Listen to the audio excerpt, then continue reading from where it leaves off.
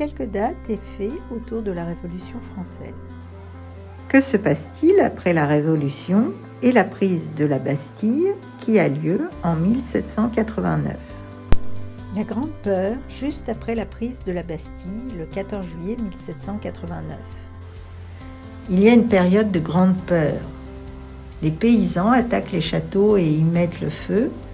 Ils veulent abolir, supprimer les privilèges de la noblesse. La Déclaration des droits de l'homme et du citoyen en 1789.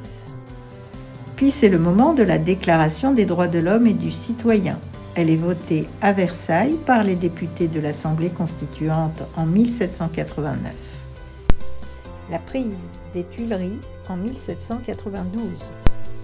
En 1792, c'est la prise des Tuileries et la proclamation de la République. Les sans-culottes et les révolutionnaires s'emparent du château des Tuileries.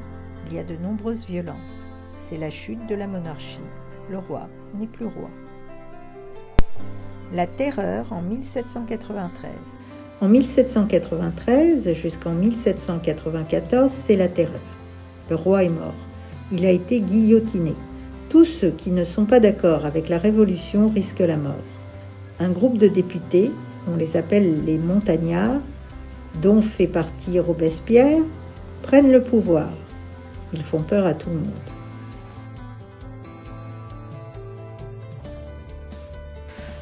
En 1799, Napoléon Bonaparte Ier fait un coup d'État et prend le pouvoir.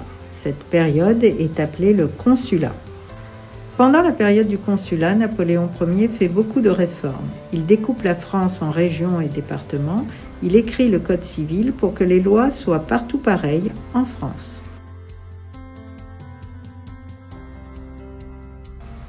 Le sacre de Napoléon.